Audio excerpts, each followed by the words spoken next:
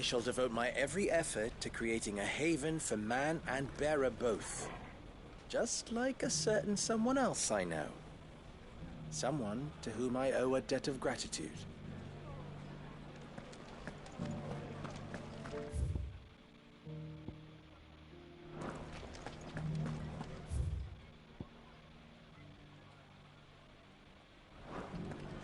Bearer or no, Lubor saved this town. I spat in his face.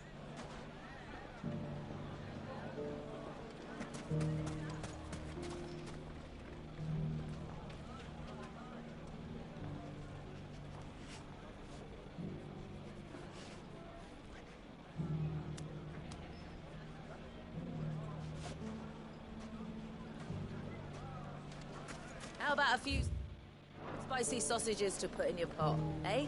They'll warm you up Drake's no Farms end. are still selling well, you'll be pleased to know. Think I'll make Lubor a present of some. Try and get the mayoral seal of approval. So, you're going to join the Watch after all, then? I am. Working down the mines made me strong. It's time I gave something back.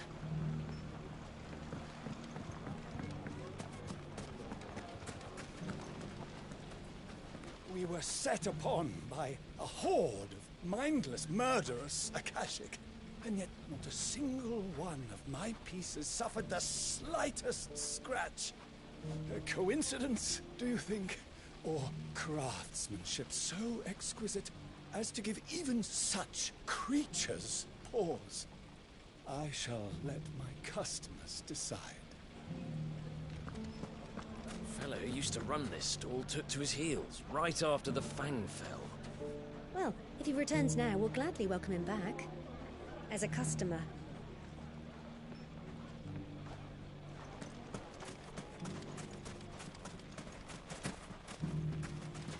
Good day, my lord.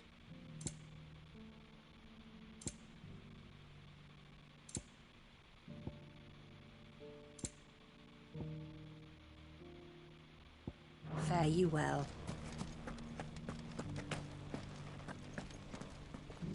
Nothing to report.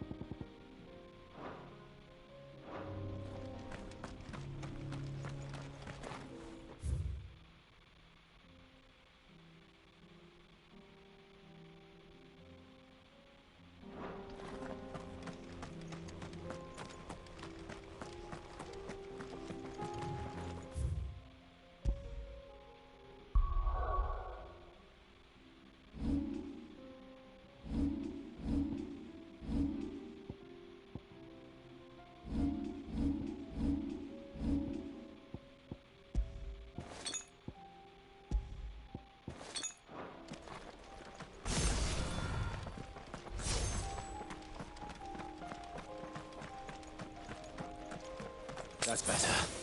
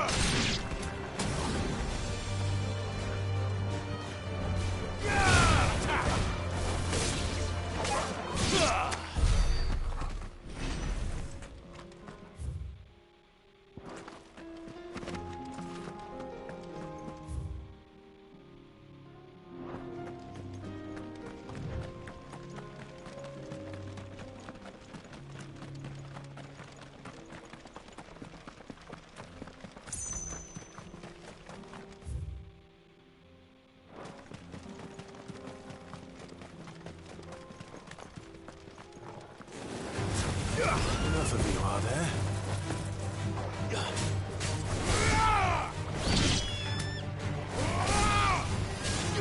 Nice try. Go for it! You're finished! Get him! Go for it! Stay down!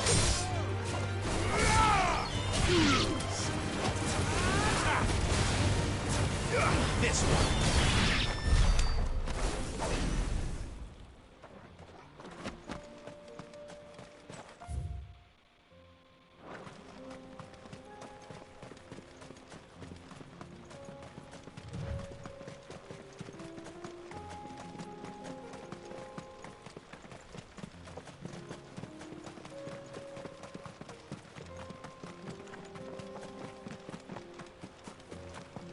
There we are again. Carava. If you were a tortoise, Torgal, where would you hide?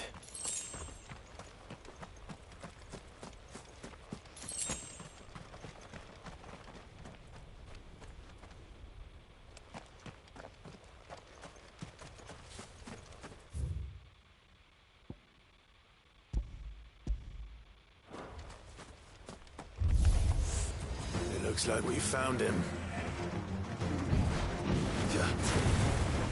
Get him!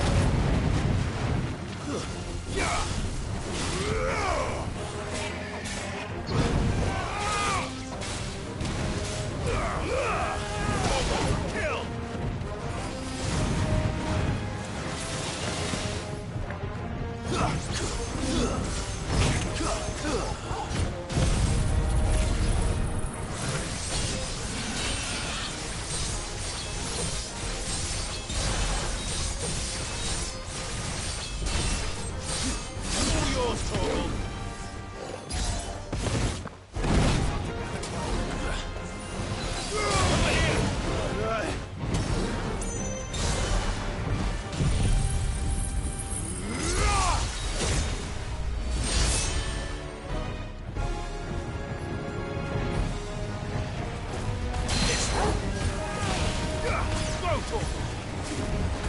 This one. Get him. This one.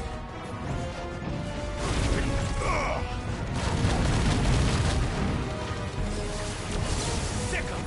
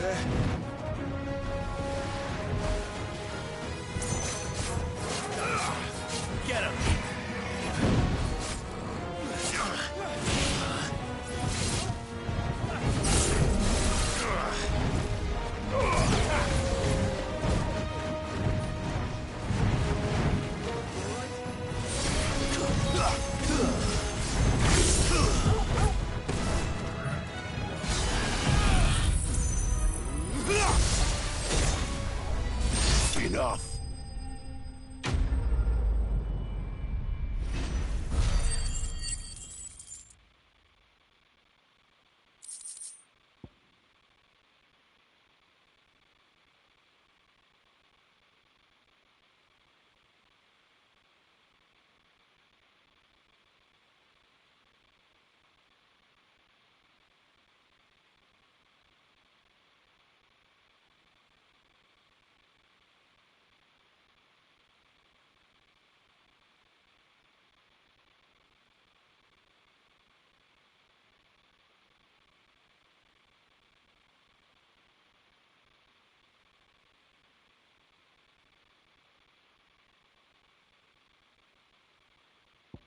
I better get these materials to Mid so she can finish her prototype.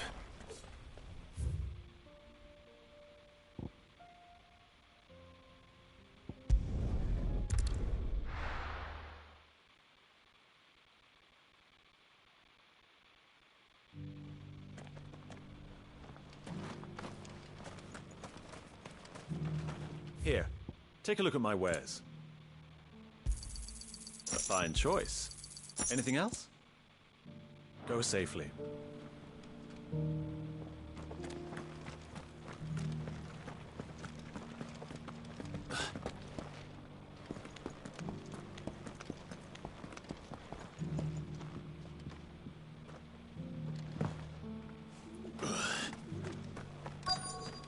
The bearer of the burning quill is within.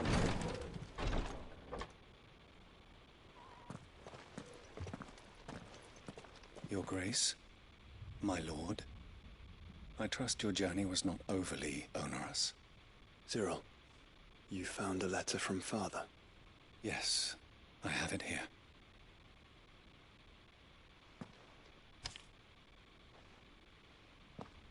If you would do us the honor, my lord.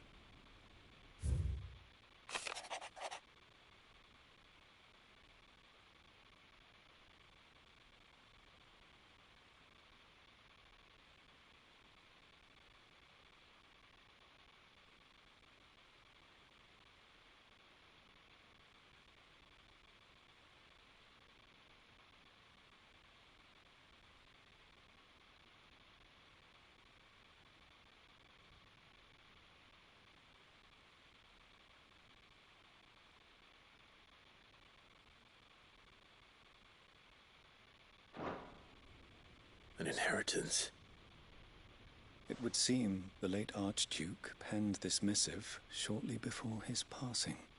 The day before we left for Phoenix Gate. What are these plans he spoke of? His plans for the duchy, Your Grace. Your father entrusted them to my predecessor, the former bearer of the Burning Quill, who entrusted them in turn to me. The complete emancipation of bearers is their stated aim. But your father's dream did not end there. His Grace also spoke of building hospices to care for those stricken by the curse, and the founding of a new university to further the development of non-magical technologies. With the blight spreading ever more widely across the twins, Archduke Elwyn saw this as the only means of securing Rosaria's survival. He wished to see men and bearers treated as equals. To see centuries of common wisdom overturned. Small wonder he did not think it achievable within his lifetime. But he thought it achievable nonetheless. Had he not, he would never have written this message. Nor would he have entrusted his vision to his most faithful aides. Those who would have stood with you, shielded you from the machinations of the less benevolent personages at court. It's a pity only they are still with us. 'Tis true that those most loyal to your father were the first to suffer the Duchess's wrath. But one at least remains, and she has come bearing gifts. What do you mean? Mayhap it is better that she explain, my lord. After all, the duties entrusted to me by my predecessor extended only to recovering His Grace's will and arranging a meeting with the one who might execute it, or a part of it at least. And where is this woman? She awaits you in the archive, Your Grace. Thank you, Cyril. Shall we then?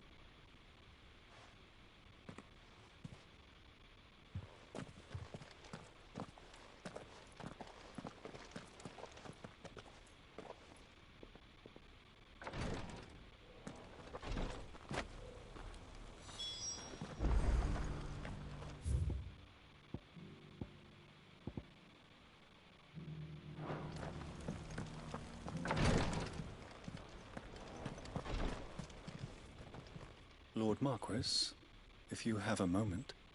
What is it, Cyril?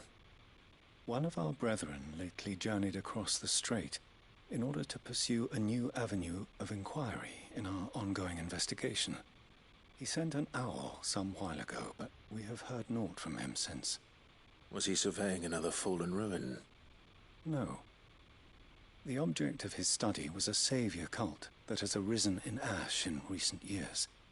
We believe it may have some connection to the Circle of Malleus, an ancient religion that worshipped Ultima as its god.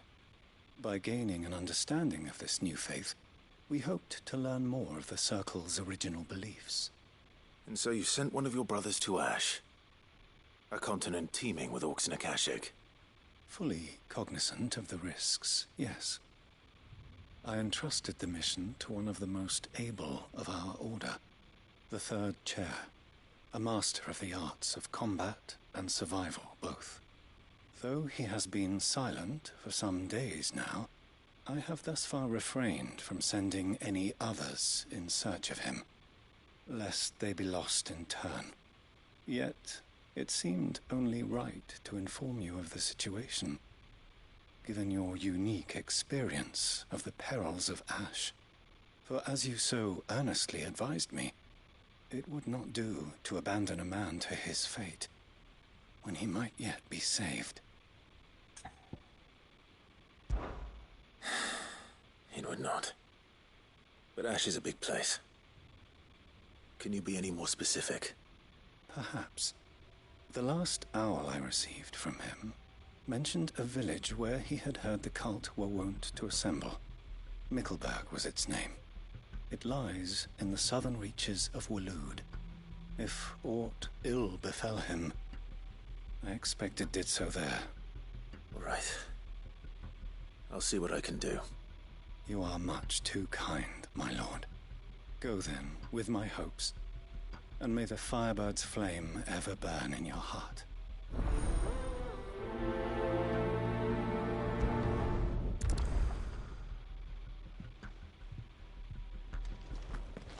If this new faith really is an offshoot of the Circle of Malleus, then... Let's concentrate on finding the Third Chair first, shall we?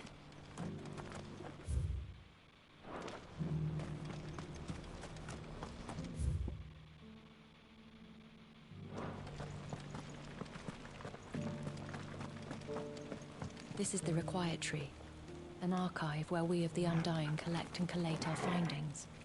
Fragments of Ultima's true nature surely lie buried within these pages. We have only to unearth them.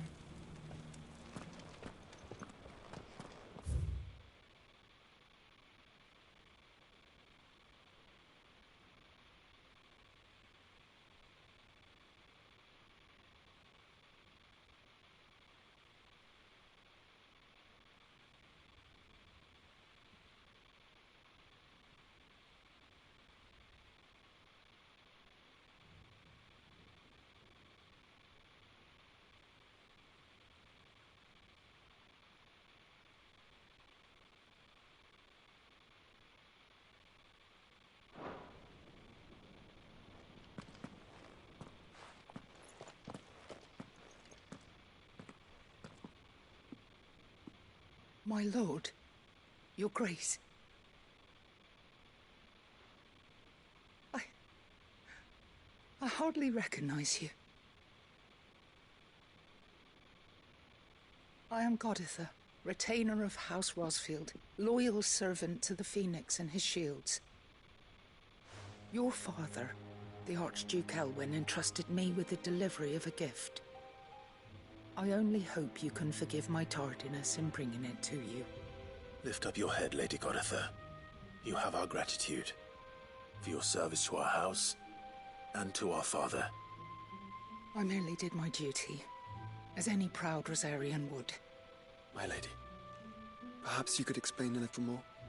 What exactly is the gift you bring? As I'm sure you know, it has long been the custom for the children of House Rosfield to be presented with certain keepsakes upon their coming of age.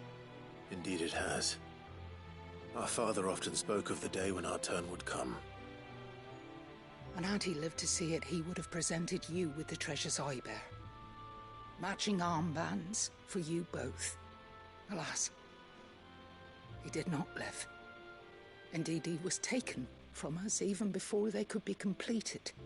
He had intended to claim the Heartstone with which each armband was to be finished himself, but it was not to be. And his gifts remain incomplete. I see.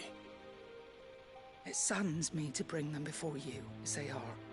It was your father's wish that you be presented with the finished articles, not these works in progress. But with his grace long since gone, and the stone left unclaimed, I had little choice. You are grown men now, and his house is yours.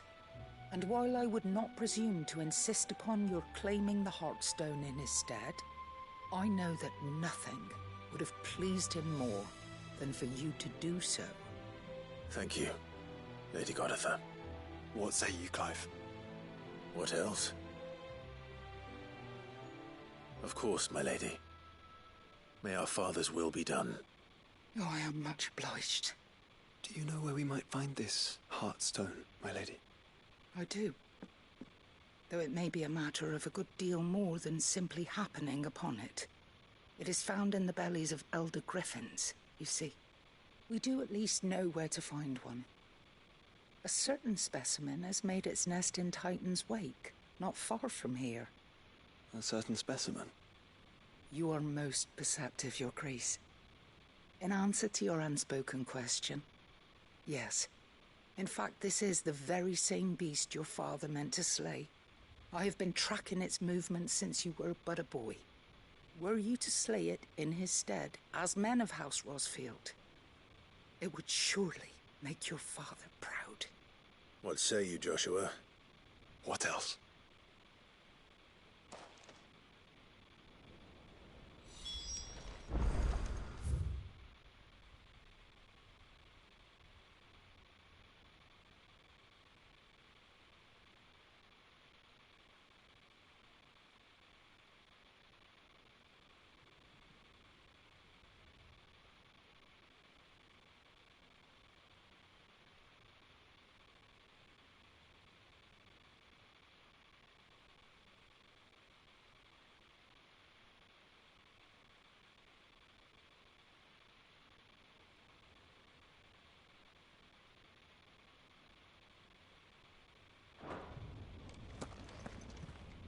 The Undying are not the only secret fellowship in this realm, you know.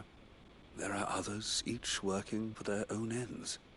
Why, not so very long ago, a society committed to discovering how one might cast magics without a catalyst was found to be operating throughout Valisthea. They were denounced as heretics, rooted out, and driven from our shores, never to be seen again.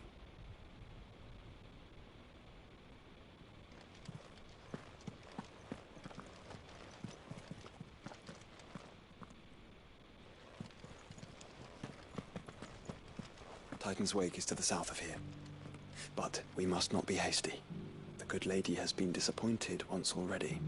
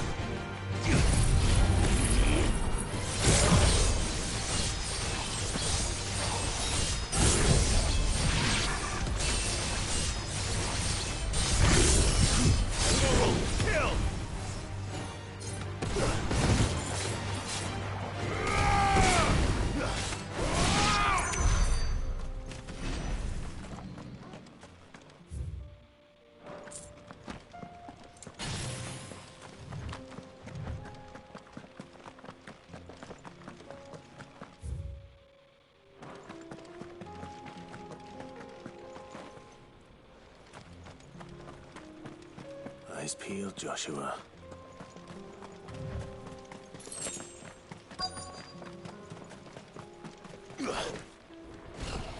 There it is. The House Rosfield.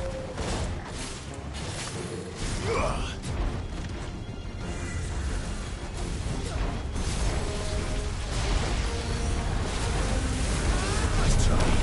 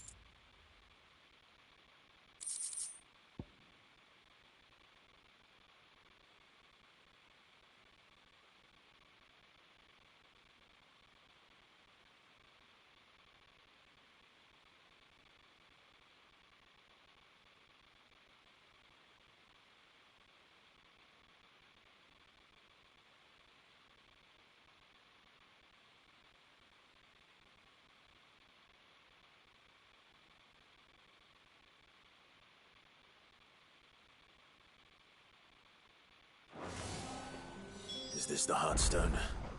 I expect Lady Goritha will know.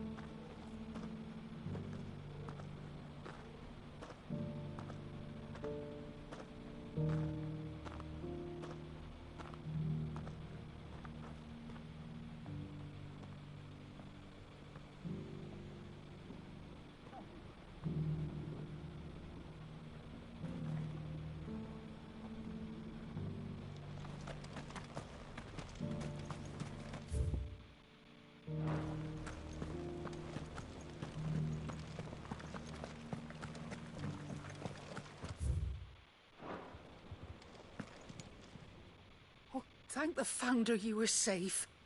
The Griffin is slain then? And the Heartstone claimed.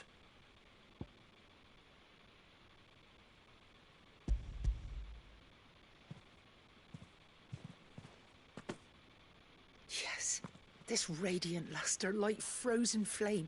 It is just as your father described it. Thank you, my lord. Your Grace. Your father would be so proud. Lady Goditha, the lapidary is ready. Thank you, Cyril. I will be with him shortly. If you would excuse me, I shall have the stone cut and set forthwith.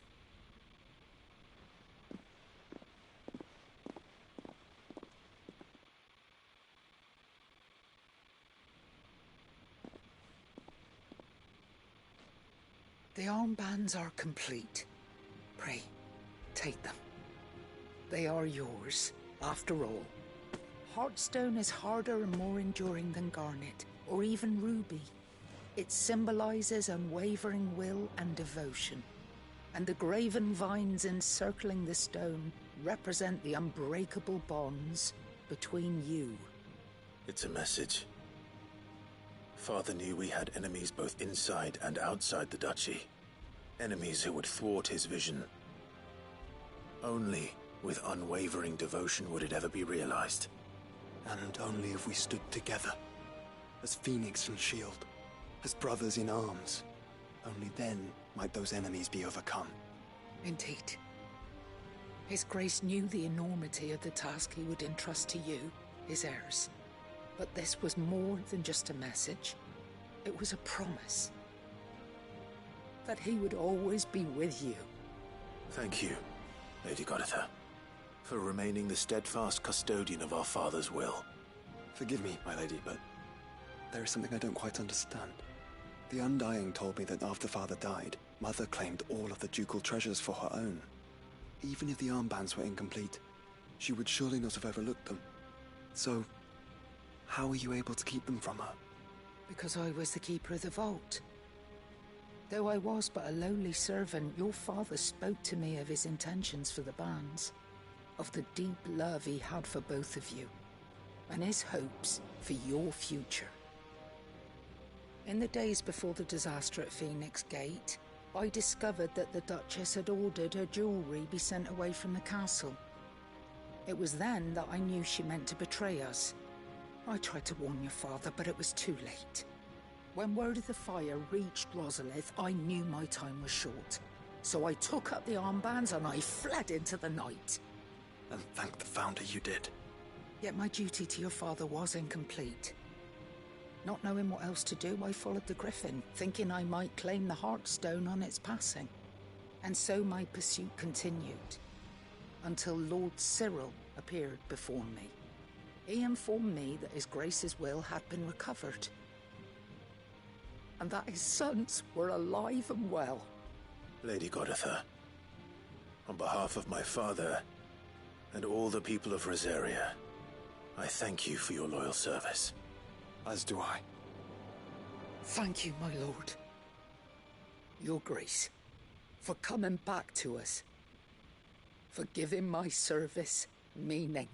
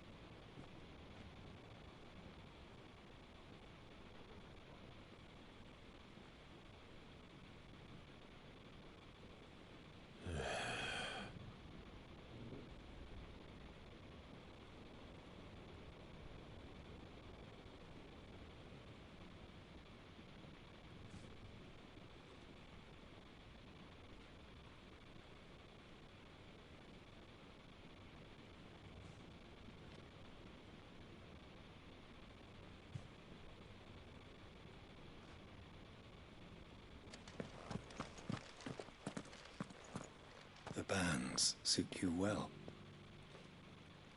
It must be gratifying to finally receive the inheritance that was denied you for so long. It is. And we thank you for the part you played, Cyril. If you would permit me to play my part a little longer, might I suggest that you make your way to your father's memorial atop Hawk's Cry Cliff? Let him see that you have received his blessing, and that his vision lives on in you. I suppose it would be churlish not to. What do you say, Clive? Shall we pay Father a visit? I think we should. I was hoping to be able to offer him my thanks before we left for Origin. Your father's helm is enshrined there. It has been since the day we recovered it from Phoenix Gate.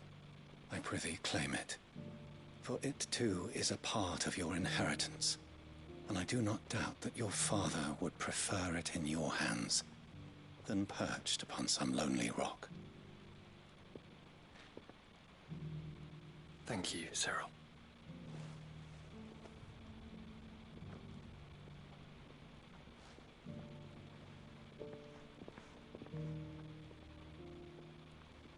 Come on, Clive. He's waiting.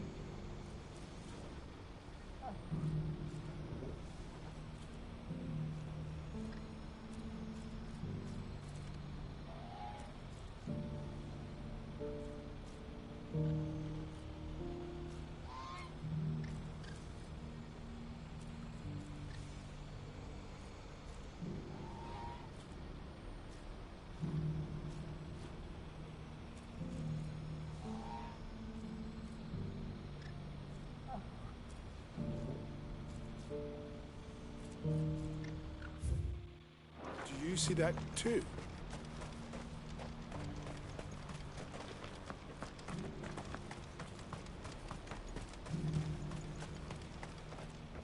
won't find a finer array this side of the strait. May Gilbert smile upon you. What brings you to the caravans today? When we fled our childhood home,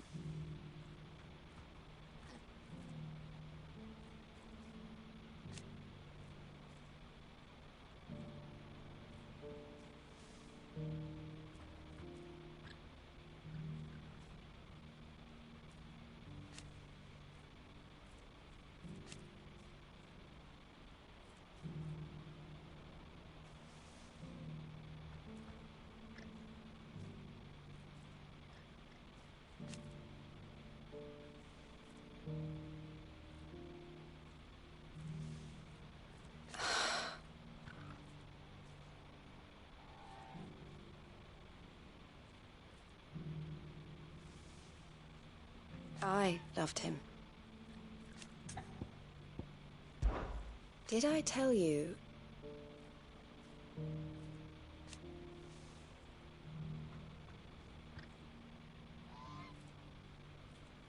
That was what he wanted.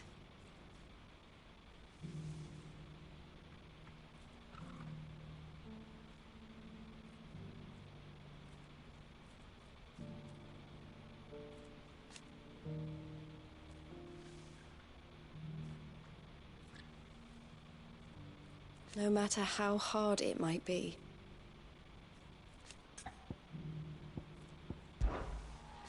The Dominion has fallen.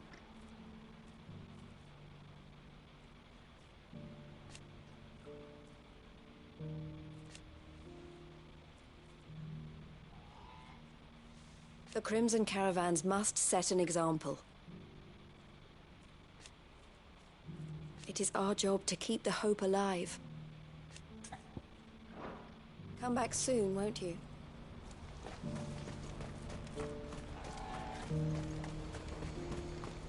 Do you see that too?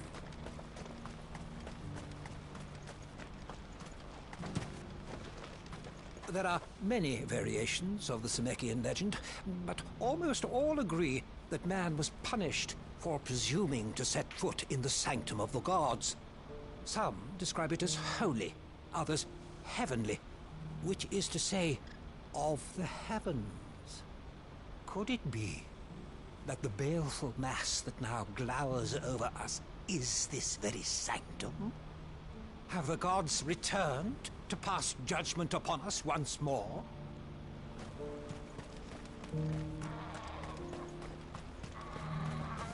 It's not real. It can't be. I'm seeing things.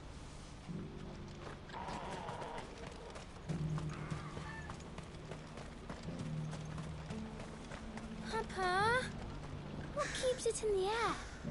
Why doesn't it fall? Don't you go tempting fate, girl. What is it? Please, just make it stop. Make it stop. I'm scared. It's all right.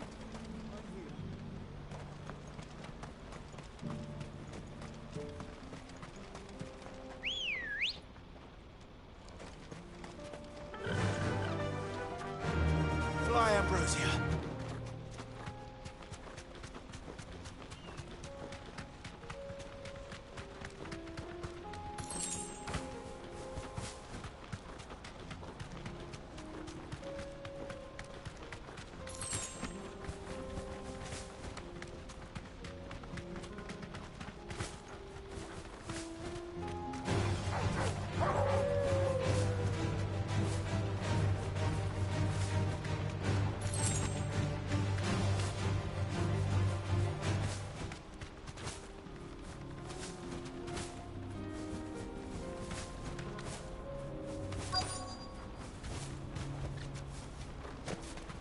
Can't be Rutherford, can it?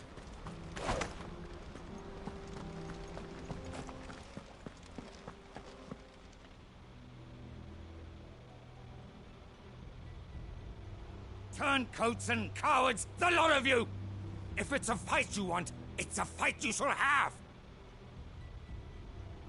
Allow me. I don't need your... Please, Field Marshal, oblige him.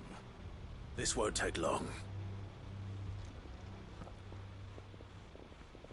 You're right. It won't. Men, finish him.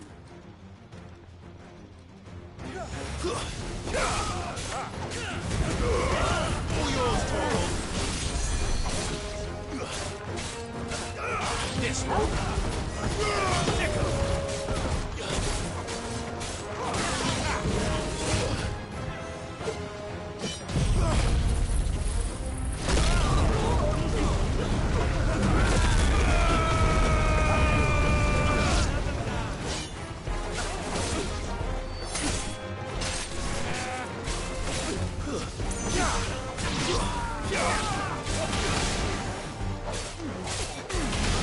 This one.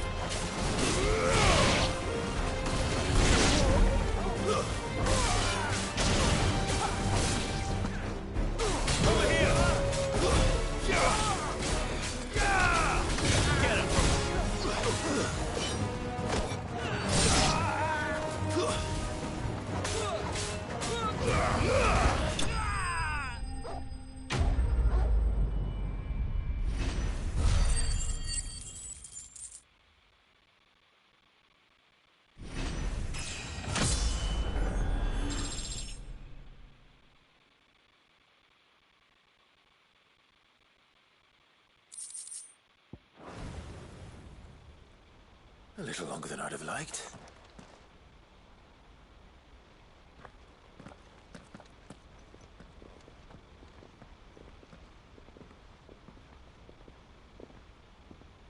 Field Marshal Havel, I presume. Are either of you injured? No, my lord. You arrived just as our escort turned on us. Fucking traitors. I'd heard reports of soldiers in the outlying regions abandoning the oaths they swore. But I hadn't thought the corruption had reached so close to the heart of the Republic. It's a fucking disgrace. Your interfering old bastard of an uncle tried to warn me, of course. My lord Marquis. Or is Sid the Outlaw more to your liking? Call me what you want. It doesn't change who I am, or the urgency of the message I bring. My uncle has a plan to right the realm, and he needs your help to see it through.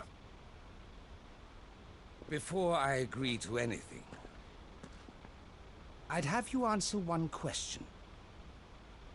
What do you stand to gain from all this? I won't deny that I might benefit from further chaos. But I seek a new beginning for all of us. And while the choices I've made may not always have been the right ones, I know I made them for the right reasons. For so long, so many of us have been told how we could live, how we could die, when it should have been our decision all along. Now we have a chance to put things right. But in order to take it, we must stand together. Even if it be beside those with whom we don't see eye to eye.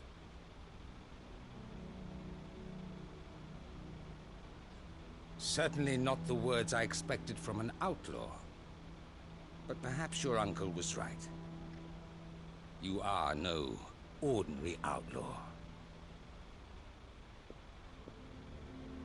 I'll never hear the end of this. All right. I'll start by ordering my most trusted guard to bring the Dhalmekian fringes under control. Next, I'll make contact with my counterparts in the Imperial Army and see if I can't convince them to try and restore order in their own territory. Thank you, Field Marshal. But they are not the only ones we will need to convince. What do you mean? I don't doubt that I can bully some sense into a few generals. But those they answer to require a different kind of persuasion. And when it comes to honeyed words, well, we will need an envoy. One who can court even the most stubborn of statesmen. You, perhaps. I'm flattered. But I'm no diplomat either. And I have other problems to attend to. What we need is a skilled arbitrator. And I may know just the person. Is that so? And would he happen to be an outlaw too? Of a different kind, perhaps. Well, beggars can't be choosers. I suppose we'll all have to find a little of the outlaw in ourselves if we're to make it through this. Very well. Send your man to me right away. I shall.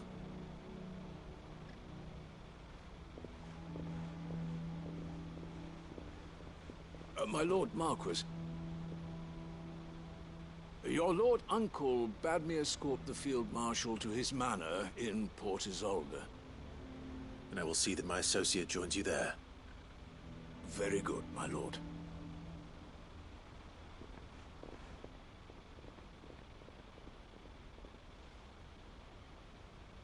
Huh.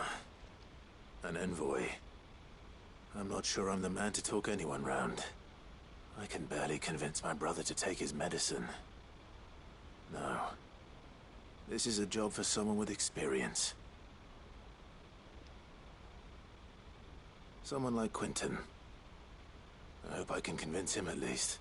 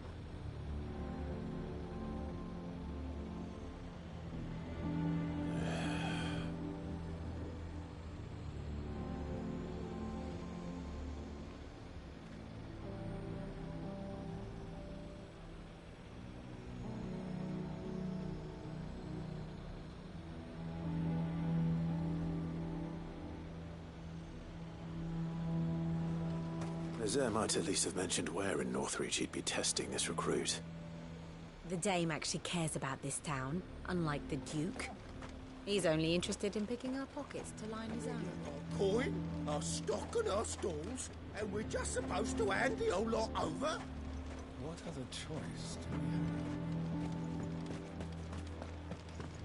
have? I swore to protect this town and the people I love.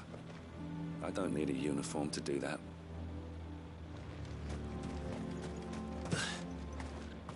What's the point in us staying here then?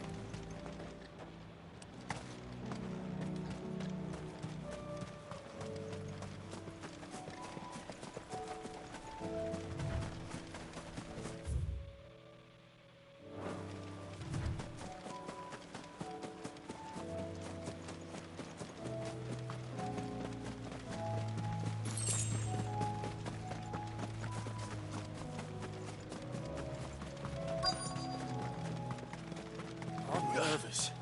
Is it all right to be nervous? I don't care either way, so long as you do as I tell you. Well met, Sid. This is the Initiate. Ember, present yourself. At your service, Master. Please, just Sid. There are no masters here. Your life is your own. Oh, of course. Thank you, Sid. The Sergeant says you'll be evaluating me at my trial. To become a scout, yes. You are aware of the dangers inherent in that role. I am. But I swore I'd face them. Just like the man who saved my life. And who would that be? Gav. It was him who found me and freed me. No magic, no support, just one man and his nose. Came and sniffed me out. It taught me what one man can do if he puts his mind to it. And I've been training ever since, so that one day I can be someone's saviour, just like Gav was mine. I'm sure he'd be flattered. You clearly have good intentions, Ember. And it sounds like you're under no illusions. Stick to this path and you'll make a fine cursebreaker. So, what? Have I passed? You haven't even started yet. Now listen.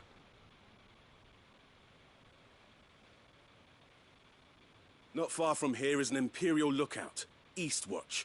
The guards there record all their sightings in a logbook. You are to find it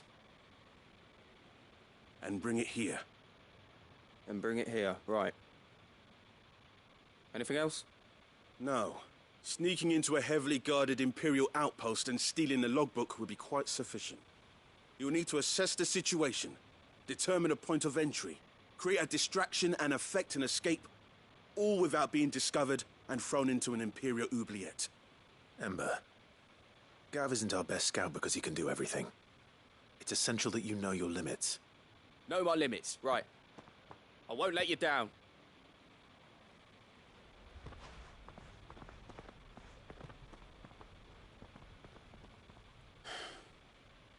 It shouldn't be as dangerous as I made out. But keep a weather eye on him all the same, would you? On my way.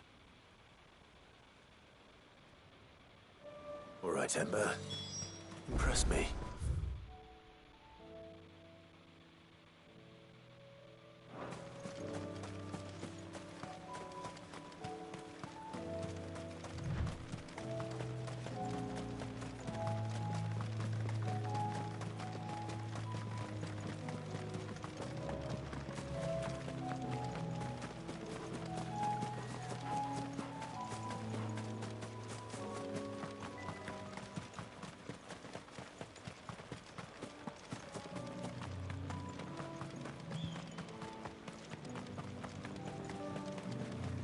These are clean kills.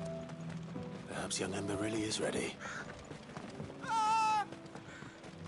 Or maybe not.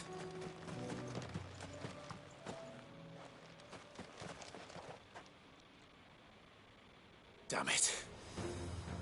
Ember, draw your sword! I can't! Then run!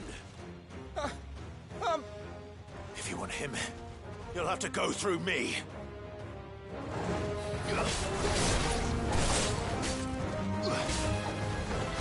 Get him! Attack!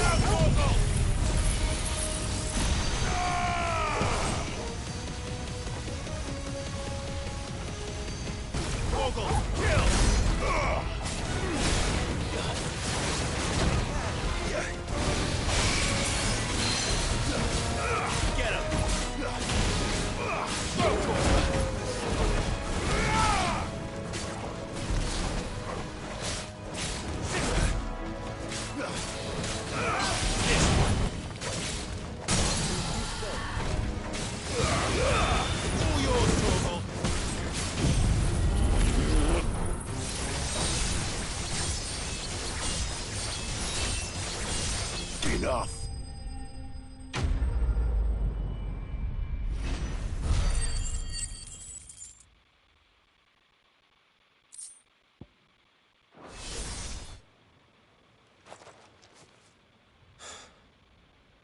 Ember, are you...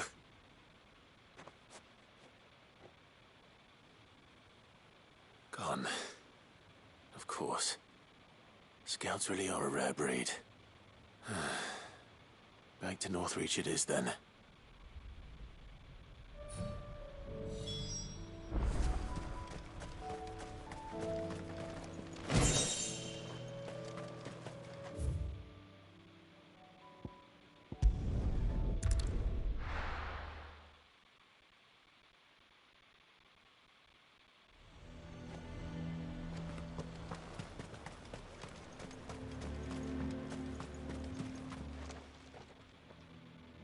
I didn't expect you back so soon.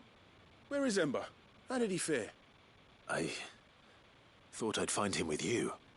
He must have fled. I followed him to Eastwatch, where I found him being set upon by a wild Avis. He was just standing there. Didn't even draw his sword. I had to step in and take care of things. But by the time I had, he was nowhere to be seen. I assumed he'd set off in your direction, but apparently not. Oh, I'm sorry, Sid. I knew the boy had a nervous streak, but he seemed like... The right man for the job? I believe this is the logbook you tasked me with retrieving. Eh? How did you... Don't you tell me you breached the tower while Sid was busy saving your skin. What? Wasn't that what you asked me to do? To bring the thing back without getting caught? He has you then, his heir. And he did it all on his own. But Sid, he did what he thought was best. And now I have to decide whether I agree. Of course. We'll await your evaluation back at the hideaway. Don't you leave my sight. Yes, Sergeant.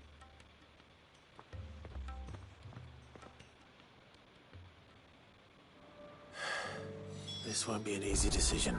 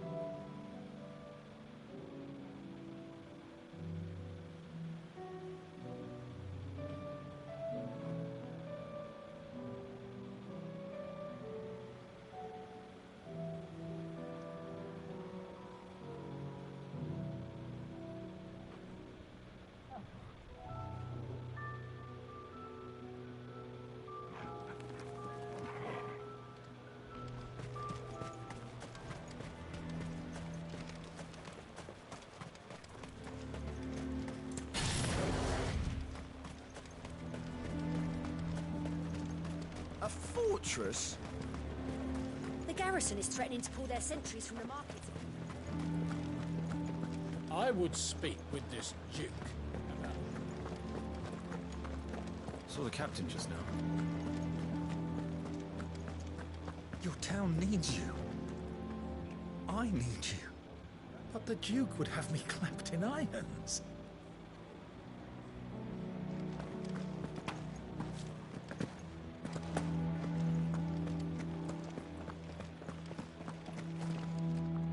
Do you have a moment, Clive? What is it? It's the Duke, unsurprisingly. His Eminence has assumed full control of the garrison and put every able-bodied man to work on the fortifications. The town was left all but unguarded, so Philippe was compelled to form a citizens' watch to fill the void. And though my dear boys have been characteristically willing to assist him in this, they want for bodies. So I was wondering if you would lend them your strength. that the people of Northreach might sleep easier, if only for a few nights. Of course. Whatever you need. Thank you, Clive. What would I do without you? Philippe told me he had men stationed at... Where can I find the mistress of this establishment? Here, my lady. To whom do I have the pleasure of speaking? My name is Sabine, and it is my displeasure to be the daughter of the Duke of Oriflamme, who I understand is causing you and your town no small amount of trouble. I wish to speak to you about what might be done. Very well. Let us speak. I trust you'll forgive me, Clive. Absolutely. Our conversation can wait. Please, proceed. As you know, my father is a most overbearing and supercilious man, and I join you in objecting to his every action. Indeed, I owe you my thanks for continuing to argue against his reckless plans.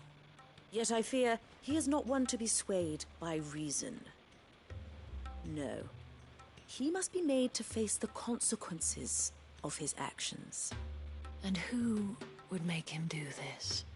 I would. Myself and several other like-minded individuals. Were you to join us, we would surely have the strength to drive him from Northreach for good. Does that not seem a trifle... drastic? Drastic action is precisely what is called for. Unless you are content to see your people downtrodden and dispossessed. My father would have it that citizens exist only to serve the Empire. That they should be forced to make every sacrifice to ensure her revival. But he is wrong. It is not the people who must serve the Empire, but the Empire who must serve her people. He's always been like this. Scornful of the opinions of anyone he judged beneath him. But he cannot be allowed to ride roughshod over the common folk any longer. We must fight him. By all possible means. Fight him? No. My purpose is to quell the tension in Northreach, not to stoke it. Respectfully, my lady. Our only chance of saving this town depends upon every one of us uniting against our common enemy. Your father and his followers included. While I understand your frustrations, I cling to the hope that he may yet be won round. False hope, I assure you. But I see that your mind is made up. I shall bother you no longer. If you will extend me the same courtesy, I bid you good day. She certainly has spirit. Indeed. But unfortunately for us, that spirit is only likely to harden the Duke's resolve, which may be enough to seal the fate of this town. Not that she cares. This is all about her and her father. Families. I'm sorry, where were we? Ah, yes. I was about to tell you of Philippe's plans for the town watch. But perhaps it's better that you heard them from him. I believe he's in the market, if you'd be so kind as to seek him out. Right away. It's just a pity I cannot join you. I'd like to see the two of you in action together.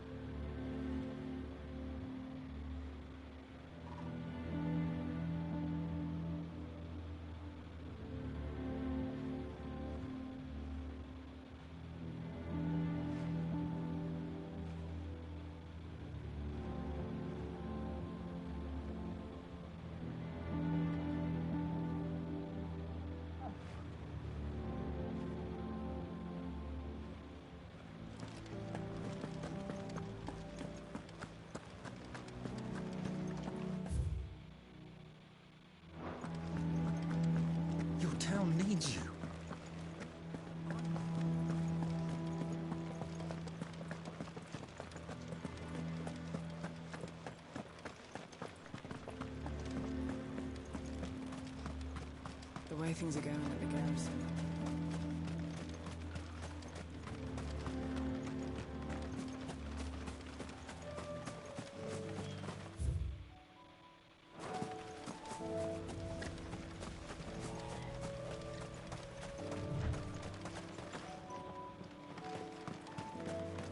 So you are content to abandon... Please, I beseech you. If you are a true son of Northreach, you must fight to defend your home. That's exactly what I am doing, milady. Or trying to, at least. The land is crawling with fiends, and someone has to keep watch. Even when our true enemy is hiding in the garrison? Fine. You're not the only able-bodied man in Northreach. Thank you so much for your help.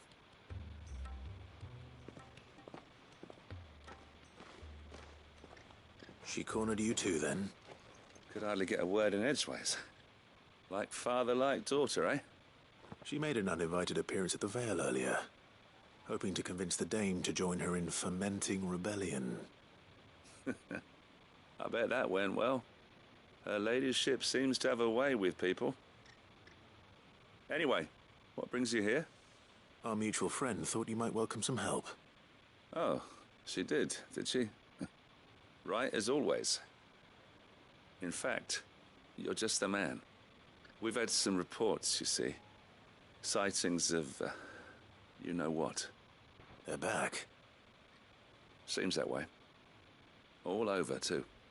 We haven't been able to confirm anything yet, but if you're willing, you could go and see what's what. Right. Where should I look? You know Grieger's Weep? One of the sightings places them somewhere on its shores. I'm on my way. Thank you, Clive. I'll look into one of the other sightings.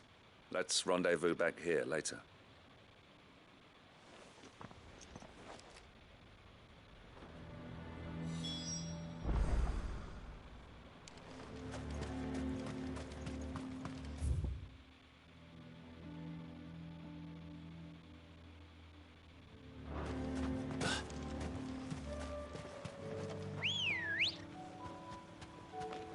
Let's go. Yeah!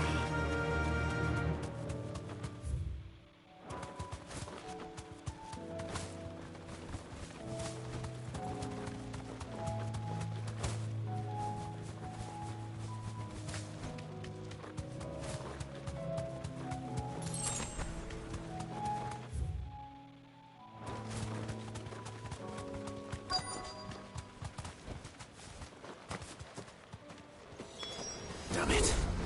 The reports were true. I need to stop them before they get to the town. Get him!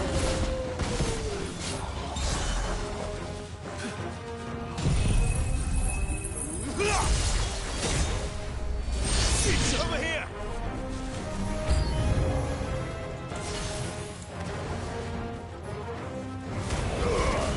Now, Torgal! Get him! Yours, Torgal!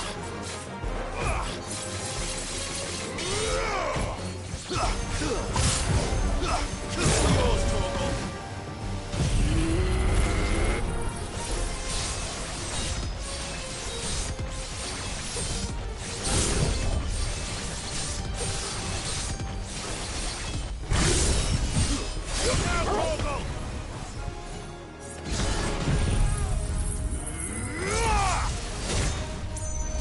Enough!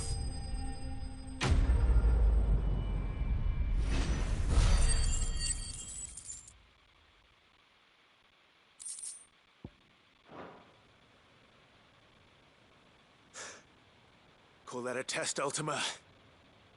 Clive, it's me. Are you all right? I am. But it seems the reports were true. The thralls have returned. I dispatched the few that I found, though. Well, that's something, I suppose. But what were they doing south of town? They all came from the north last time.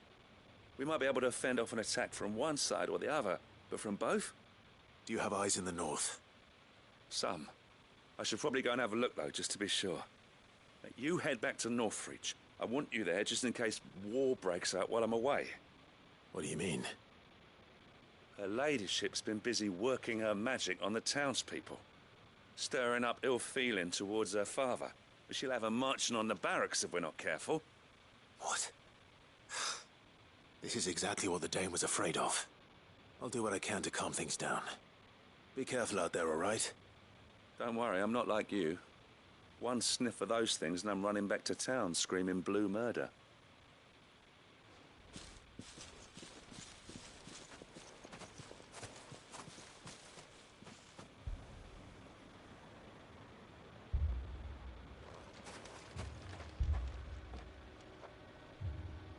Do you not see, Father? The people of Northreach have given enough, and only a fool would ask for more. Listen to me, Sabine. Where would our people be without their country, hmm? The Empire is their sword and their shield. It is she that ensures they can live without fear. And now she teeters on the brink. Without their sword, how will the people fight? Without their shield, how will they protect their kin? Can the unarmed stand against the advancing hordes? No. But there is yet hope. A new shield, a new sword. A new empire.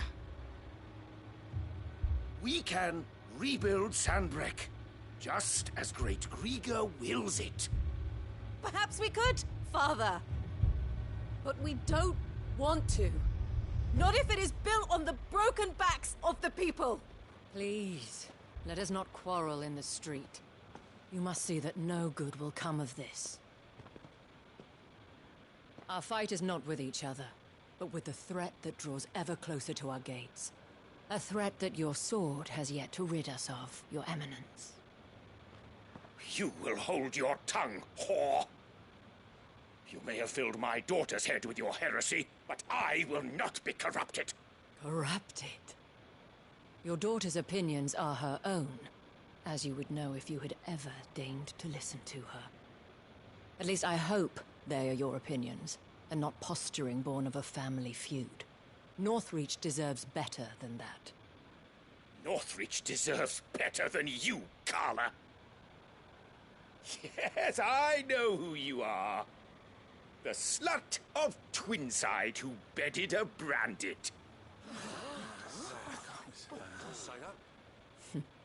Jealous, are you? That a woman might choose a bearer over a pious man of Grieger.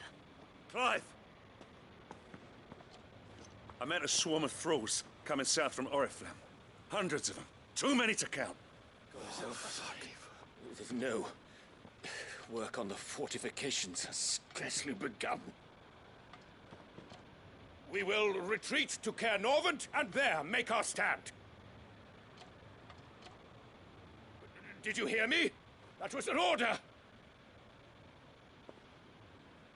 While this is but a heartfelt plea, let us make our stand here and protect our homes.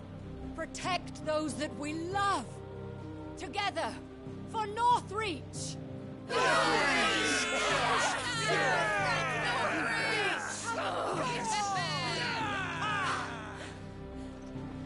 You heard the Dame.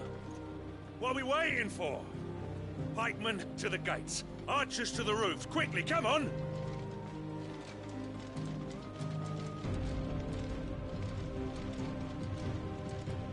But she is but a common... whore, yes. And we'd follow her to the gates of hell.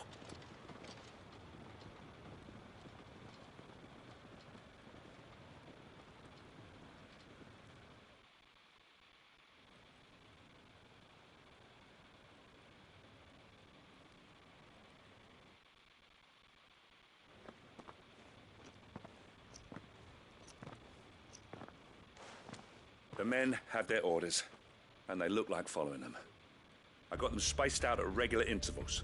Whichever direction the thralls strike from, there'll be someone there to meet them. Thank you, Philippe. Rest assured the people will play their part. The herbalist has donated her stock of medicines to me. Should any of your men be injured, take them to the Vale. We'll see to them there. Thank you, milady. I will. I'll play my part too. You still want for numbers. Unlike the enemy. I only hope I can go some way to evening the odds. Philippe, can I leave the south in your hands? I doubt the thralls by the lake were the last of their number. Of course. I'll lead a party down that way so we don't get taken by surprise. What about you? I'll make my way up the road to Oriflamme. I fought a few of these things. And while I can't promise to hold them all back, I should be able to thin the herd. All right. But take care. Thank you. Both of you. You can thank us when it's over. Till then, madame.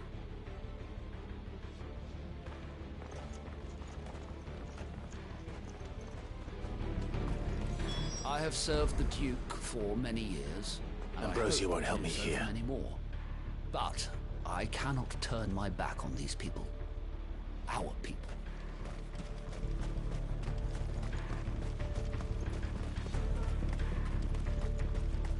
I want steel in the hands of every man.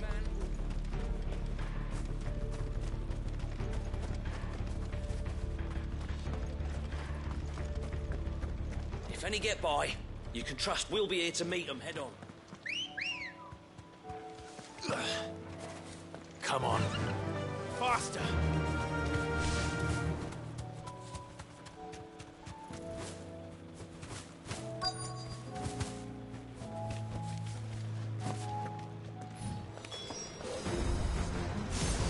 There are so many of them. Not for long.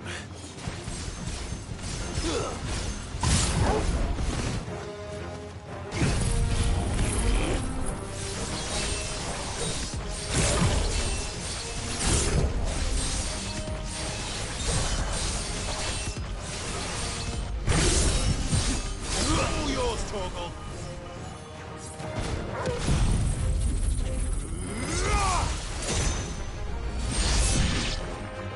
Is it over? No. It's only just begun.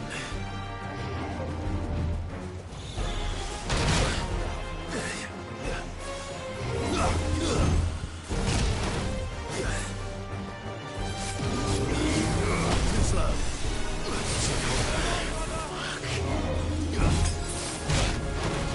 That's better. Let's try.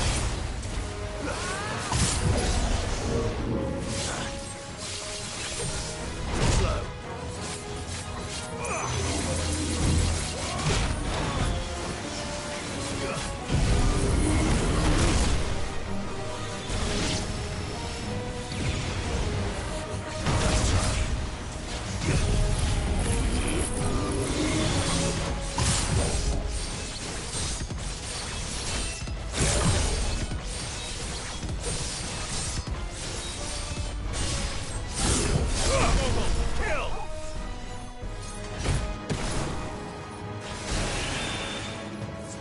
Well done, Torgal. Down, Torgal!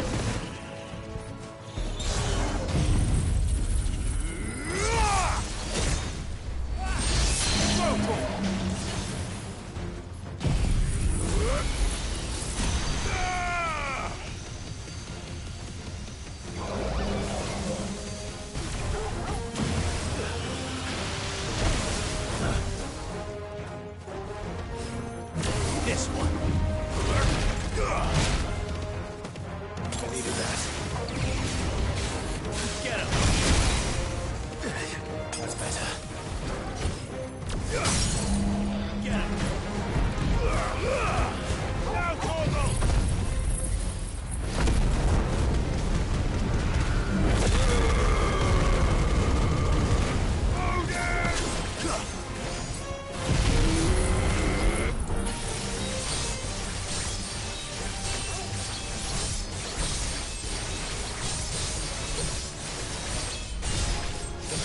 All yours, Torgal!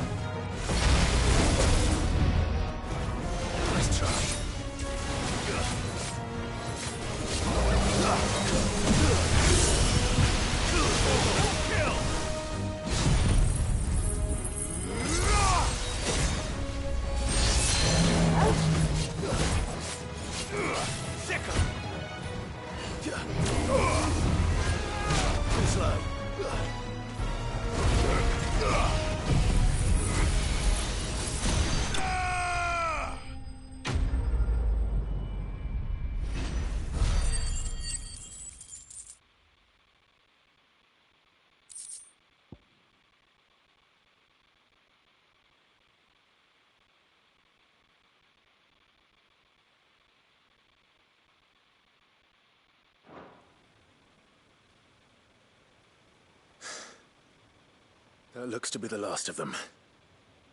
I wonder how the others fared. Better hurry back to town. Come on, Torgal.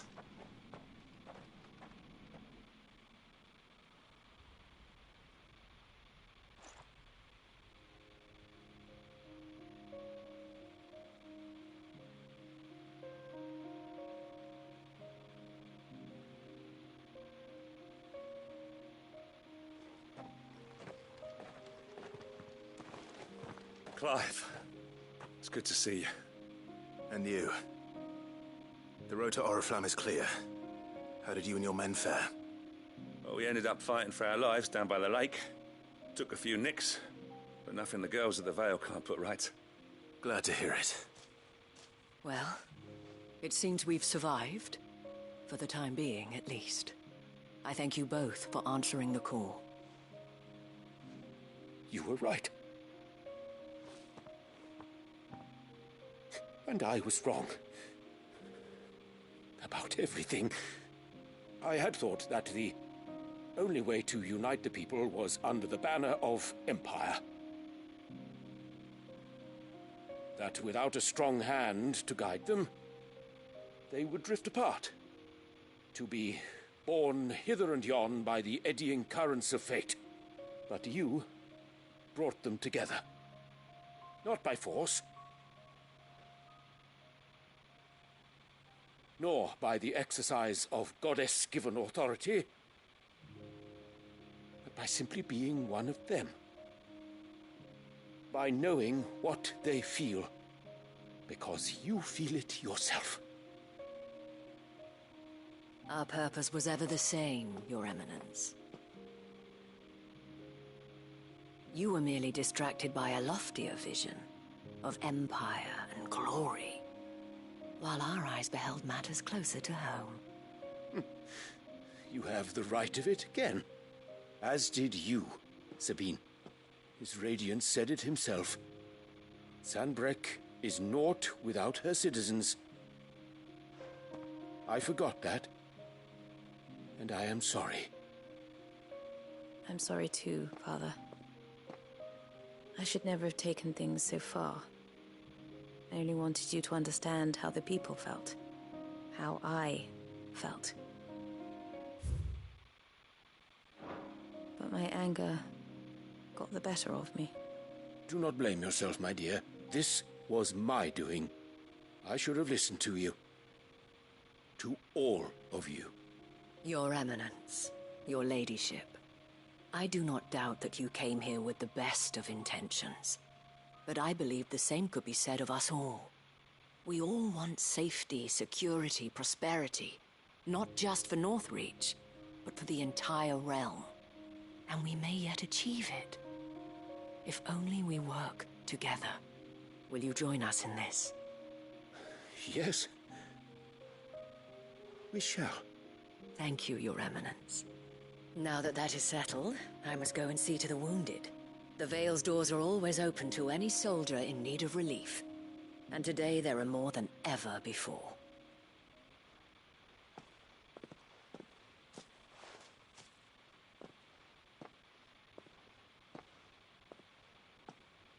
Madame Isabel is a rare soul indeed. In these dark times, I see that it is not men like me who should lead the realm, but women like her. You're right. If only I'd listened to her when I had the chance. Forgive me for saying so, my lady, but you still do. The dame said it herself. We can turn things around. We just have to work together. And that goes for you, too. You're one of us now. One of you? Well said, Captain. Let this be a new beginning. Not only for Sanbreque, but for us. Well, since there's nothing more to be done here, I should see if Isabel needs any help moving the wounded.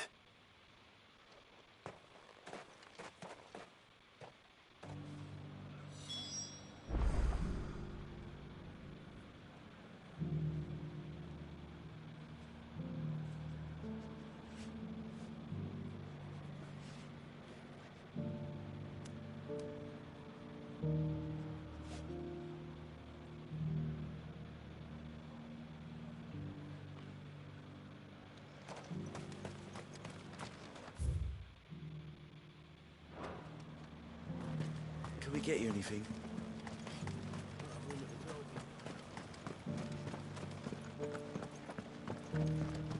There's no need to worry any longer.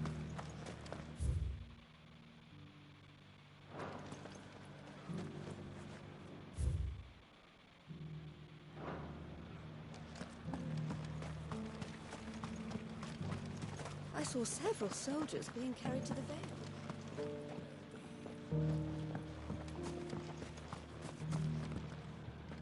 How goes the treatment of the wounded? I'd be happy to man one end of a stretcher if it would help. You've helped quite enough for one day, Clive. Thank you. Don't mention it. Oh, but I must. After all you've done for this town, it is the very least you deserve. Tell me, if Northreach had fallen, what would you have done?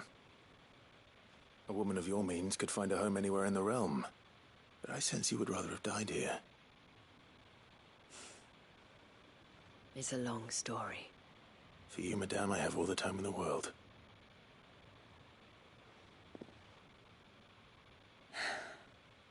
Very well.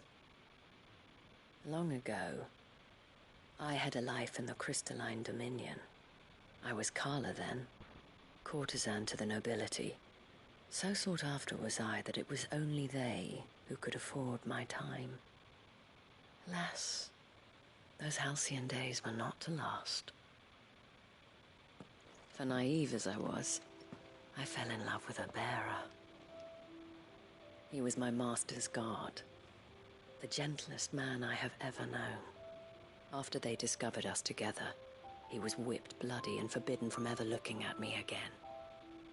And so we fled. Not that we had anywhere to flee to. We wandered, aimless and starving, half dreading, half praying that the next day would be our last. Until we found ourselves here, in Northreach. It was the Vale that took us in, that fed us, clothed us, and healed our hurts. Those that could be healed, at least. My love was already too far gone. He passed away. He did. Not long after we arrived. But at least we were able to share a few moments of peace before the end. It was the greatest gift I have ever received. But the generosity of this town and her people did not end there. The men and women of the Vale supported me through my grief. Shared in it, though I was still a stranger to them. They treated me like a sister. And so I swore that I would always do the same. That I would return the kindness that Northreach showed me. That I would repay my debt to the Vale.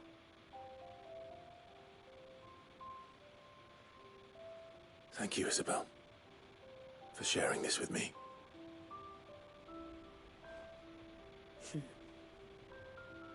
You're a lot like him, you know. Perhaps that is why I have such a soft spot for you. Never stop fighting, Clive. And I shan't either. I know that it will not be easy to keep Northreach together. But our efforts will be rewarded. Just look at us now.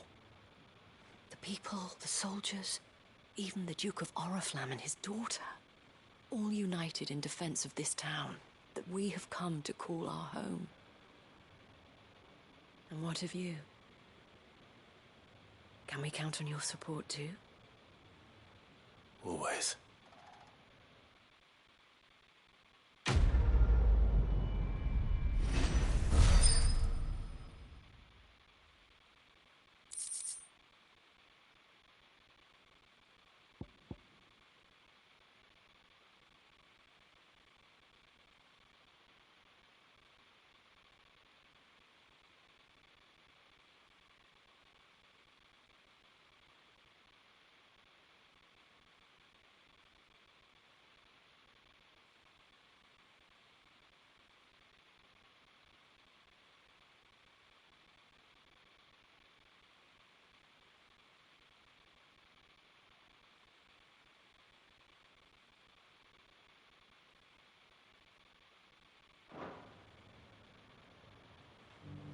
We have brought Northreach together. Now the fight begins to keep her together. If this town is to survive, we must all play our part.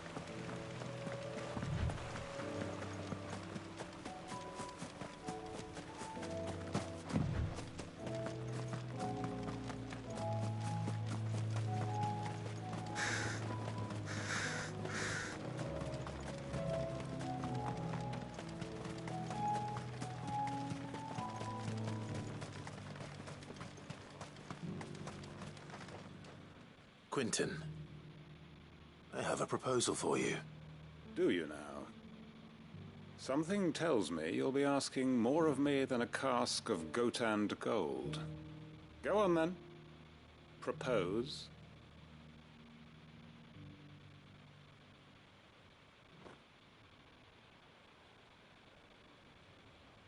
You'd have me convince the chiefs and chamberlains of the realm that they should simply swallow their pride and do the one thing that has proved impossible for thousands of years. Was there anything else? Perhaps I can fetch you a meat pie as well. I know it's a lot to ask, but I can think of none better suited to the role. And you'd have me give up what little I have left to do it. I told you, Clive. The people of Lostwing are my family, and I cannot abandon them. You'll have to find someone else. I'm sorry to hear that. So am I. And why might that be? What he's asking. How's it any different to what you've done so far? They want you to speak for those who can't speak for themselves. That's what you do best. If it's the vineyard you're worried about, we'll see that the grapes are picked and the tons filled. You know we will. It's not that. Then what is it? You said yourself we're family. Don't you trust us? You know that's not what I'm... Then what are you saying? That only we are worth saving? Why turn your back on everyone else? You convinced us we could build new lives for ourselves, and if you can do that, who's to say you couldn't convince the entire realm? A stirring argument. I fear that any rejoinder I make might fall somewhat flat by comparison. So you'll join us? Where do you need me? Field Marshal Havel will want to speak with you in person. He's currently in Port Isolde. I can arrange for a party of Cursebreakers to accompany you there. That would be very much appreciated. I hear the roads are far from safe these days. Hopefully not for long. My uncle will want to know that his plan is taking shape.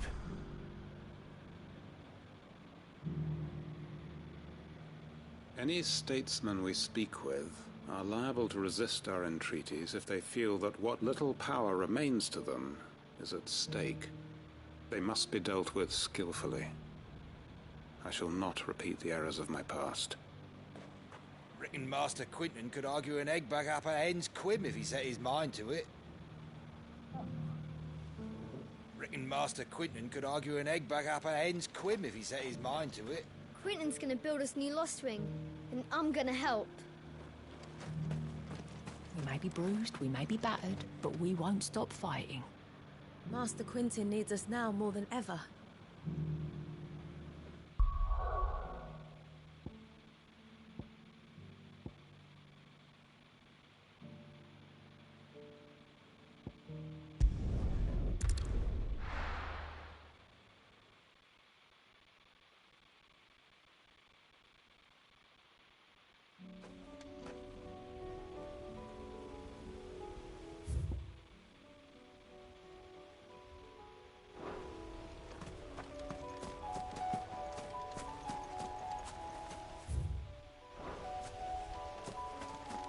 unwavering will and an unbreakable bond.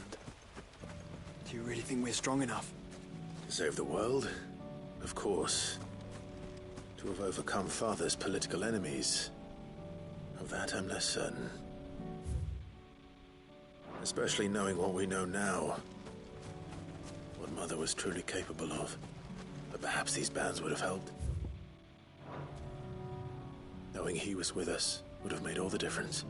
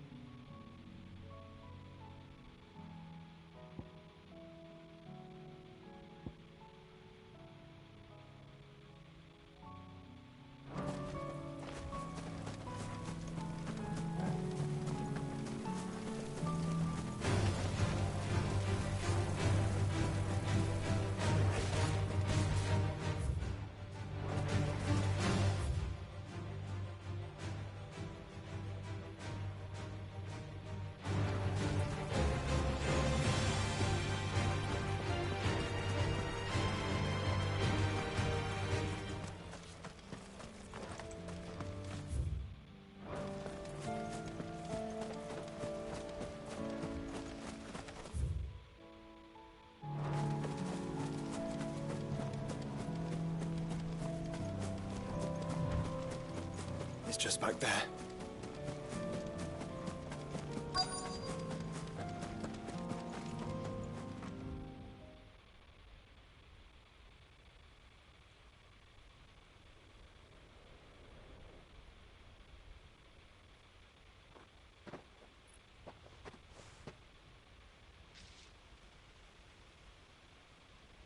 Father always fought for what he believed was right. It wasn't until that night at Phoenix Gate that I realized I had never fought for anything. I always had someone else to do the fighting for me.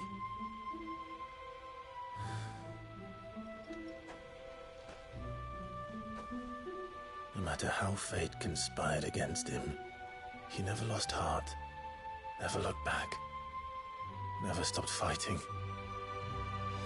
To me, he was the greatest of men. And I've been trying to live up to his ideals ever since.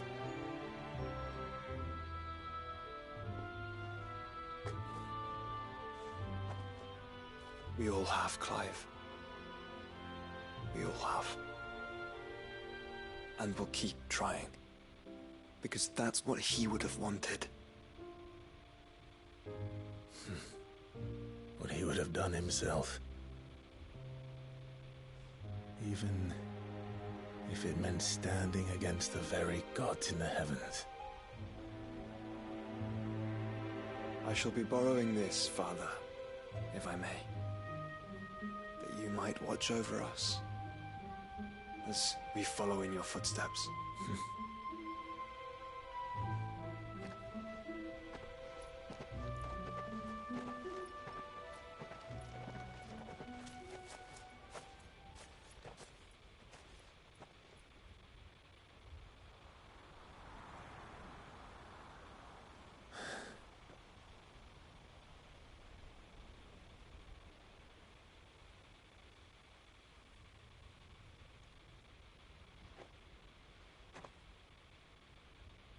We won't lay you down.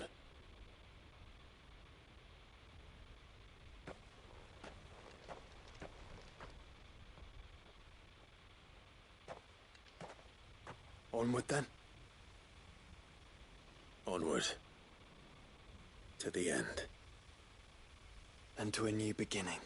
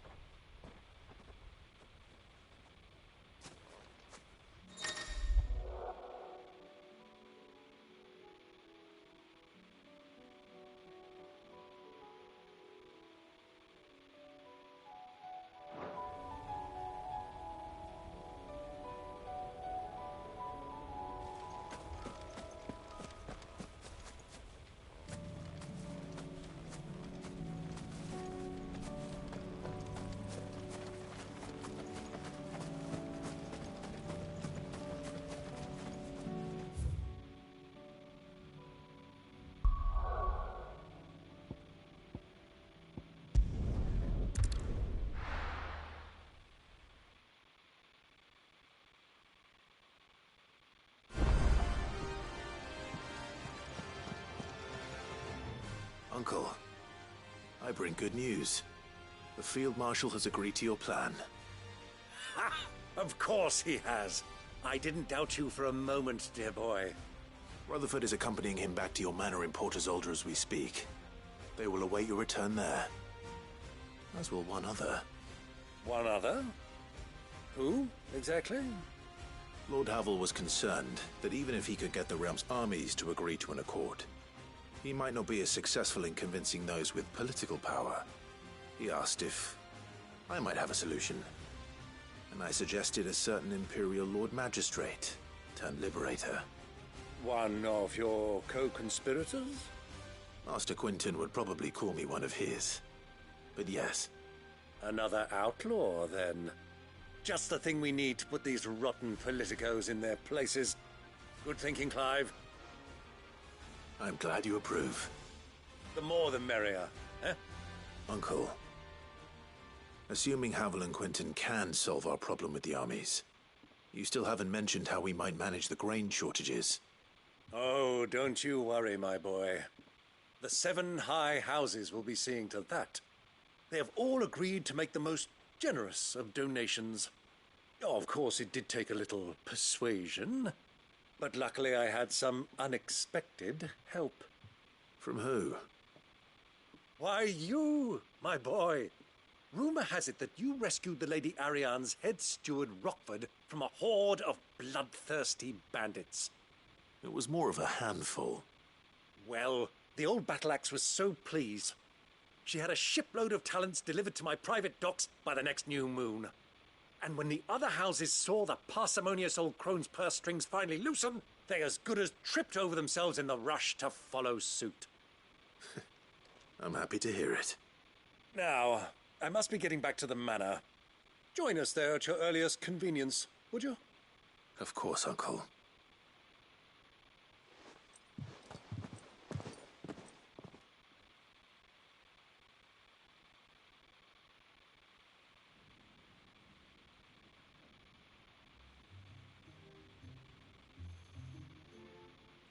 And how, pray tell, will we get that grain to the capital if the roads are still overrun with Akashic?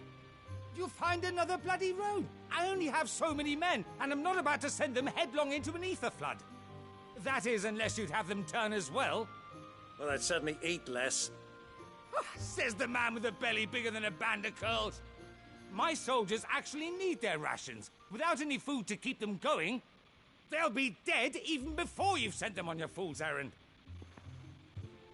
If I may, gentlemen, perhaps I might suggest an alternative approach.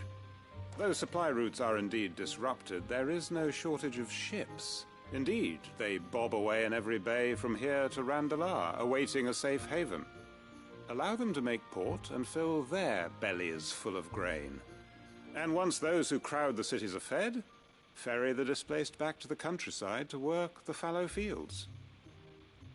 But I'm sure that you wish to continue your discussion. Forgive the interruption. 2 such firm friends as yourselves need no help from the likes of me. Rutherford spoke fondly of the great bond between you. Us? Friends? I can't stand the man! Clive, I'm beginning to question the quality of the company you keep. And what kind of company were you expecting him to keep? The man's a criminal! Criminal? How dare you?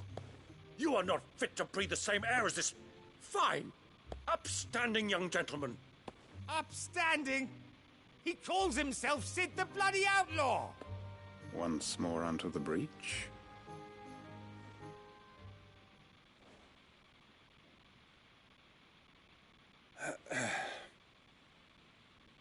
Shall we begin again? What we seek here is not to create a new nation, nor to claim the thrones of those that already exist.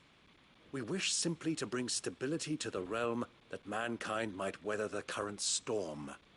And to do that, we must convince those in power, the generals, the statesmen, the nobles, that our cause is just.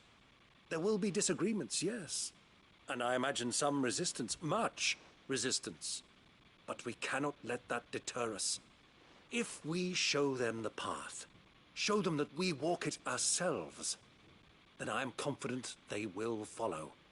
The fate of the world lies in my nephew's hands, but the well-being of her people lies in ours. And we must not squander the chance that Clive has given us. Uncle Byron, Now, with that settled, let's move on to the signing of the Accord. For what great moment in history hasn't been accompanied by a little ceremony?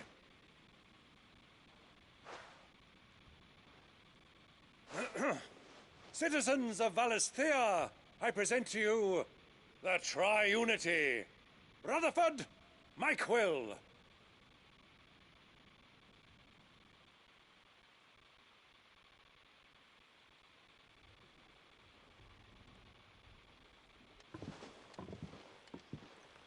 Well, my boy, the stage is set. That it is. This is the role you were born for. Now I ask only that you trust in the talents of your supporting cast. We shall play our parts to the best of our abilities, that you might have the opportunity to shine. The realm needs its Sir Crandall, and there is no better Crandall than you, Clive. I want you to keep this signed accord as proof of our faith in you. I will. Thank you, Uncle.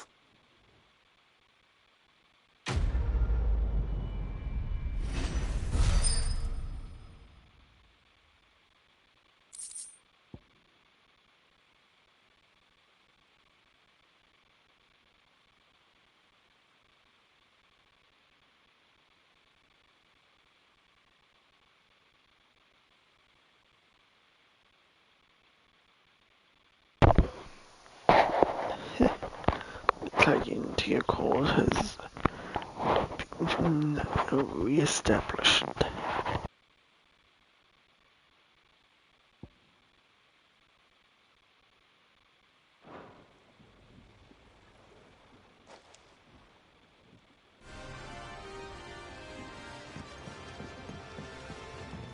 What do you think that thing is?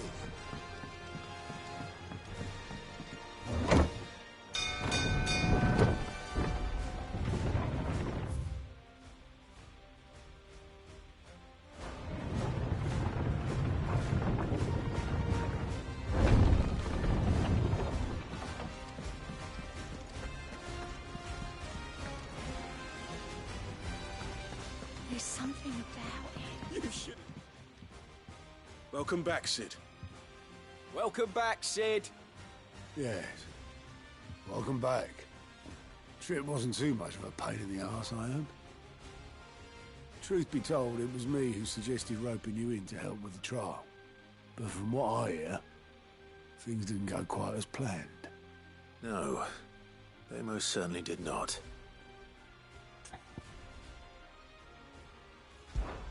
Ember lost his nerve in the face of a beast of prey, but he didn't lose heart. He pressed on, and he achieved his aim. And is that not what we ask of our scouts? Indeed it is. Thank you for your honest appraisal, Sid. The fact remains, however, that Ember will not always have a battle-hardened warrior on hand to pluck him from the jaws of peril. All I have gleaned from this trial is that without someone watching his back, Ember is little more than a liability. Wait, Sergeant. Ember still has much to learn, it's true. And this time he was found wanting. But I'd say he's due a second chance, nonetheless. After all, he did do as you asked. With a bit of hard work, any hand can be made to hold a blade, and any mind can conquer its fears. But a scout's nose is different. You've either got one, or you ain't. And by sniffing out that log, young Ember here has shown he has a conch and a half. Wouldn't do to waste it now, would it? Fine. One more chance. I'll do whatever you ask. I'll spend my days and nights in the pit if I have to. I'll show you. Just you wait. Daft as a brush, that one. But his heart's in the right place. Just like someone else we know. And if you ask me, We've been leaning on him for far too long. About time the curse breakers took some of the weight off his shoulders, I reckon. Couldn't hurt. Just don't tell Gav I said so, will you? I won't have him thinking he's been hard done by. Next thing you know, he'll be asking for a day off. Chance would be a fine thing. Back to work. Forgive me, Sid. This did not play out as I expected. Things rarely do these days. But that's why we need men like Ember more than ever. Men who can make the best out of a bad situation. Remember that. I will, Sid. Thank you.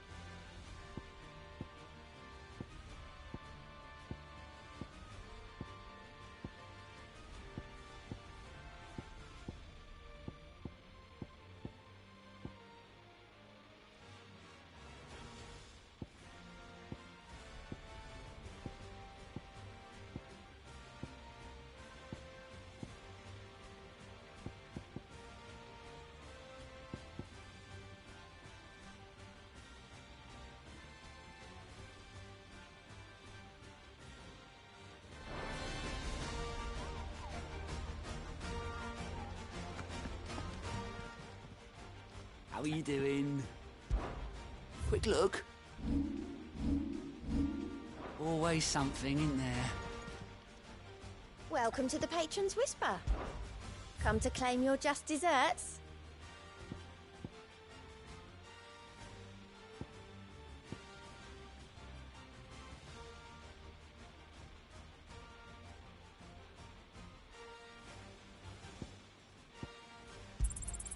You earned this.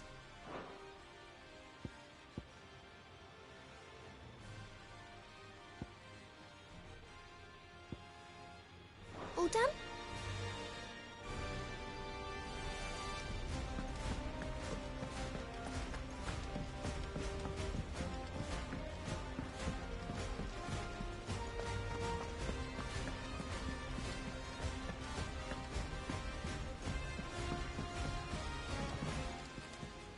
Must we away? Make ready.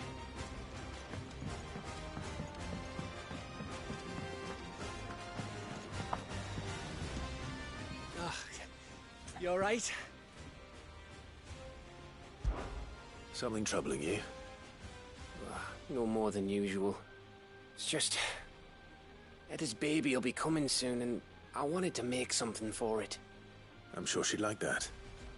Back in the north, families would always make gifts when a bairn was on the way. Yeah, let the little tykes know they were welcome in their new homes, like. So, what's the problem? Well, the problem is that Etta's due any day now, and I don't know if I'll be ready in time.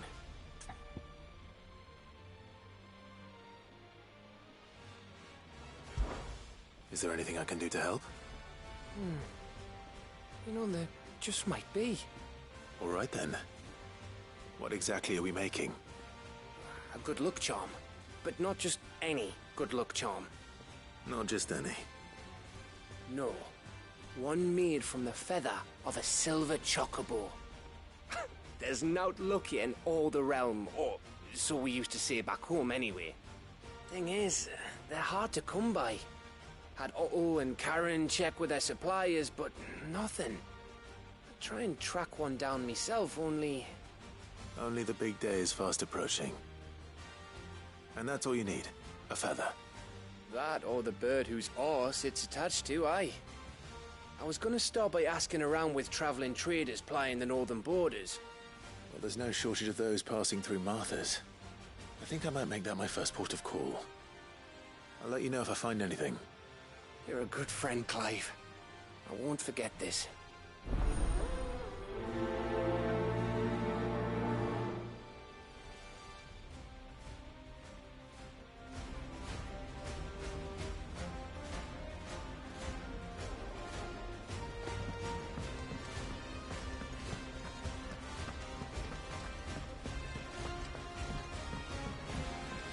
I will not forget this kindness, my lord.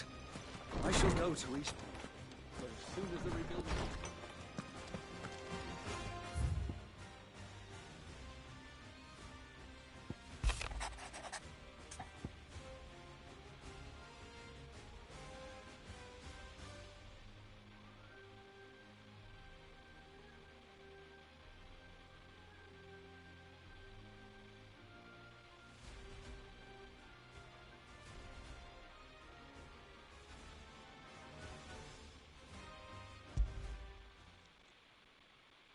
If Joshua's worried about Jill, I should go and speak with him.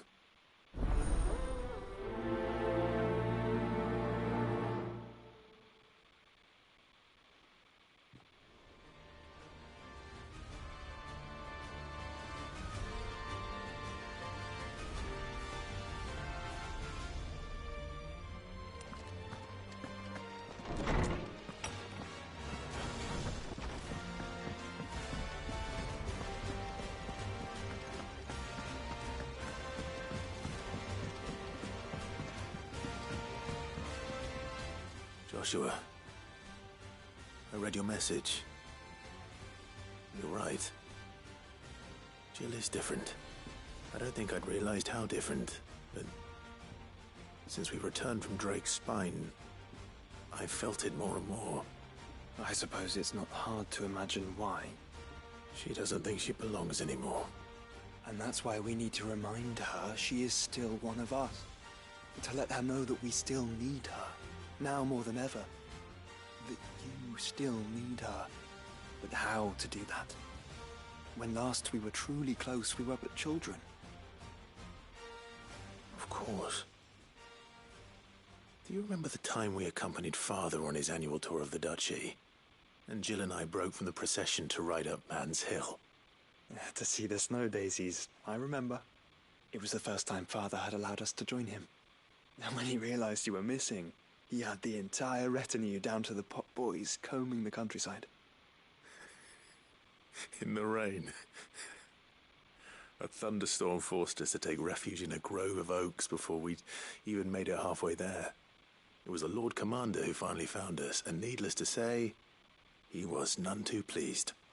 Then it seems you and Jill have unfinished business. What do you say? Man's Hill. It's not that far. Oh, true. Though I suspect it is also much changed. Little in southern Rosaria remains as it was when we were children. You're saying I should go and scout the area for bandits? I'm saying we should first go and see if there are actually still any snow daisies left. What would you do without me, Clive?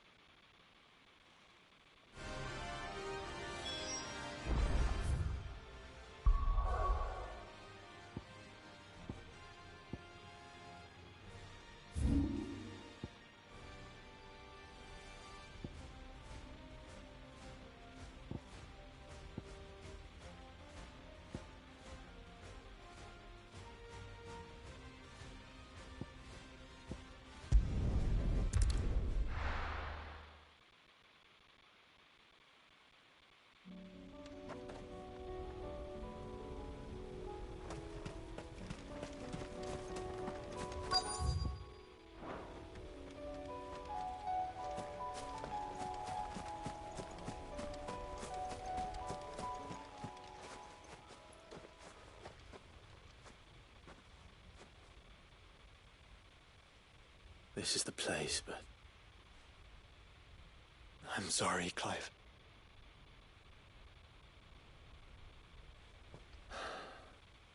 There's nowhere been spared. What do we do now? We keep looking. Man's Hill cannot be the only place where snow daisies grow. Perhaps, but it's the only place I know of.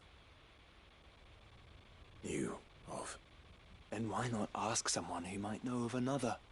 Someone at the backyard? To the hideaway, then.